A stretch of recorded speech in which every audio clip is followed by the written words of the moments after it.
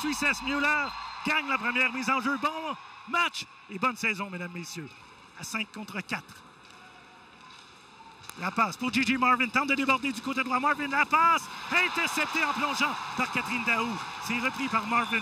La passe de Müller le long de la rampe en direction de Knight. La pénalité est terminée. On joue à 5 contre 5.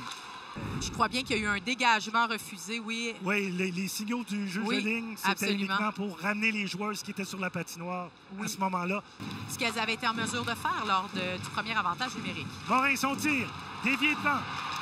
Des biens qui bataillent, et là, on bataille à 5 sur le filet et tout près de la gardienne.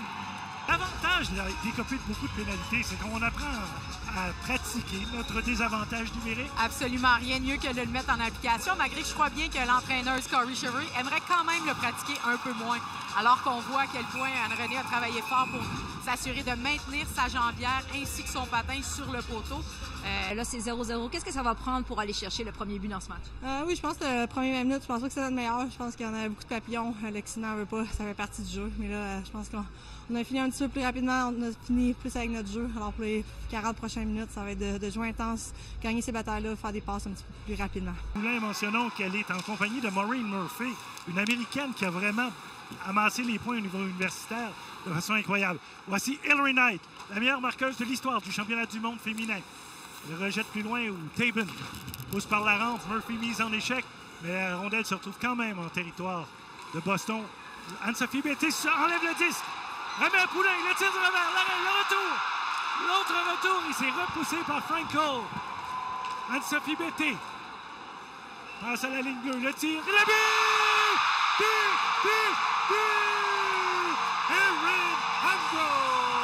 Aaron Ambrose! Alors qu'on profite des premières secondes du premier but marqué à l'auditorium de Verdun, ici pour l'équipe de Montréal. On voit l'entraîneur Corey Chevery très heureuse. Donc, une qualité d'échec avant de la part d'Anne-Sophie Betté. C'est vraiment elle qui part le jeu. Elle remet à sa coéquipière alors que Maureen Murphy passe devant elle. Donc, Aaron, un excellent tir. On l'entend pas partir pour la gardienne.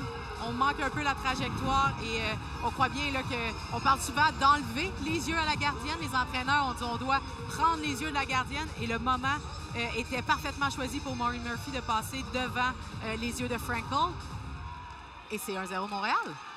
Un but historique marqué par une défenseur.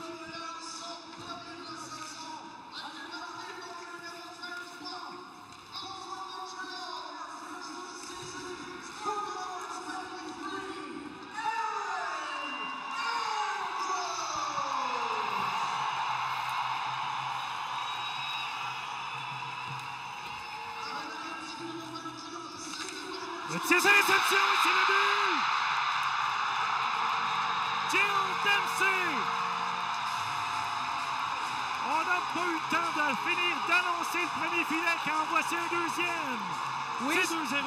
Oui, je crois bien que c'est Laura Stacy qui a marqué. Donc ici, un travail. On voit le travail de Vanishova dans le coin. Un très bon soutien à sa collègue O'Neill.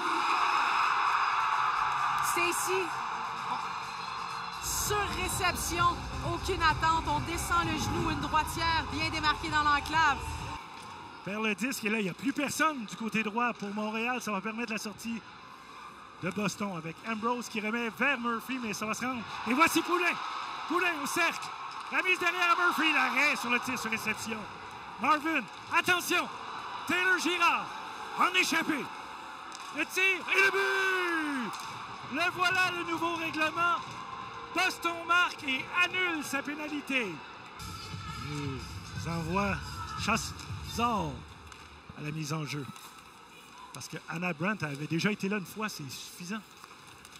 Par derrière le filet, Chavzal qui tentait la passe. Brandt dans l'enclave, c'est repris par Chavzal. On fait dévier, la rondelle est libre et c'est le but. L'égalité est créée, c'est 2-2. On revient avec une difficulté à sortir la rondelle. Donc ici, on oublie Chavzal qui est devant. Donc on a un peu un manque d'assignation et on perd les bâtons. On voit ici Ambrose qui revient devant, qui était un peu en retard sur l'action. Poulain en échec avant. Avec Dubois. Attention, contre-attaque. Il reste 8 secondes. Rattery, le tir.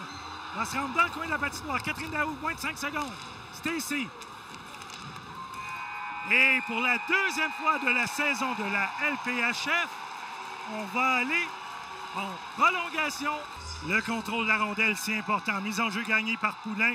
Et la rondelle qui va à Ambrose. Ambrose revient sur ses pas. Applique les freins derrière le filet et va amorcer l'attaque elle-même avec la passe à Poulain. Poulain avec Stacey de l'autre côté. Poulain pour Stacey. Dévié, la rondelle est libre dans l'enclave. But! Marie-Philippe Poulain!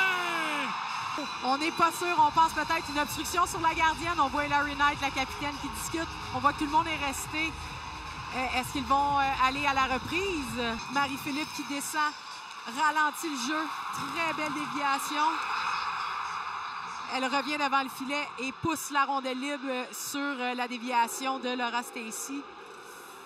Est-ce qu'on va juger que Stacey a suffisamment... Nuit au travail.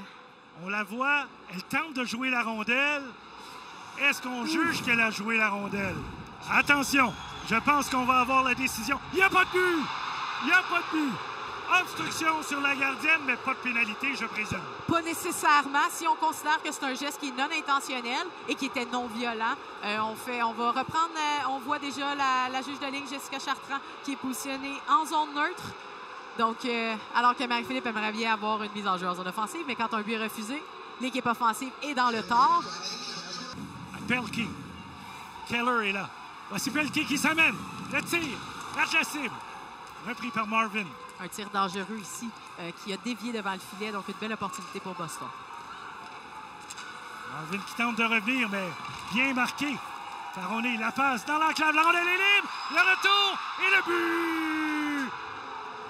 Boston qui va l'emporter après 2 minutes 17 de temps supplémentaire sur un retour de lancer.